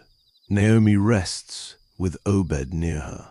The women of Bethlehem have blessed the Lord. Ruth is no longer only Ruth the Moabitess, the widow from a foreign land. She is Ruth of Bethlehem's story, Ruth the faithful, Ruth the loved daughter-in-law, Ruth the wife of Boaz, Ruth the mother of Obed, Ruth in the line of David. Boaz is honored as Redeemer, not because he grasped for honor, but because he acted honorably. He saw Ruth. He protected her. He fed her. He spoke kindly to her. He restrained himself in righteousness. He settled the matter at the gate. He redeemed what another would not redeem. His strength became shelter, and Naomi, who came home empty, is empty no longer. The child rests against her. The house has sound again. The future has a name. Obed. In the hush of providence, the line of David begins its quiet movement forward. So let the story settle around you now. Let the barley fields grow soft in your mind. Let the road from Moab fade into evening light. Let Ruth's words rest gently in your heart. Where you go, I will go. Where you stay, I will stay. Your people will be my people, and your God my God. Let Boaz's blessing rest there too. Under the wings of the Lord, the God of Israel, you have come to take refuge. And let Naomi's ending become a comfort. The Lord had not abandoned his kindness. Not then. Not now. The God who worked through ordinary faithfulness in Bethlehem is still the God who sees quiet loyalty, humble work, wounded hearts and empty hands. He is still the God who gives bread after famine. He is still the God who makes room for the stranger. He is still the God who turns mourning slowly toward hope. You do not need to carry the whole road tonight. You do not need to know how every field will lead to every gate, how every small kindness may be used, how every loss may be gathered into mercy. Ruth did not know the full story while she gleaned. Naomi did not know the full story when she came home. Boaz did not know the full story when he left extra grain for a widow in his field. But the Lord knew, and that was enough. Rest now in that knowing. Let your thoughts become quiet, like chaff carried away on the evening wind. Let what is heavy be laid down. Let the house of your heart become still. Bethlehem sleeps. Naomi holds the child. Ruth is at rest. Boaz has done what is right. And above them all, unseen yet faithful, the Lord continues his gentle work. This has been the Shepherd's Bible.